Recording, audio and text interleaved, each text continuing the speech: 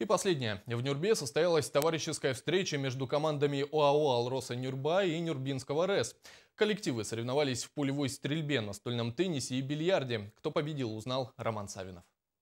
Такие товарищеские встречи между командами двух крупных предприятий района проводятся второй раз с целью пропаганды здорового образа жизни, спорта, да и просто отвлечься от рутинной работы. Эту встречу мы проводим для того, чтобы члены наших трудовых коллективов занимались спортом, физкультурой, вели здоровый образ жизни.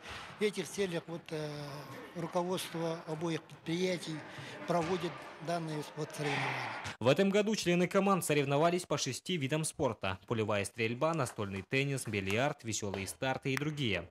Ко второй товарищеской встрече команды подготовились более чем серьезно.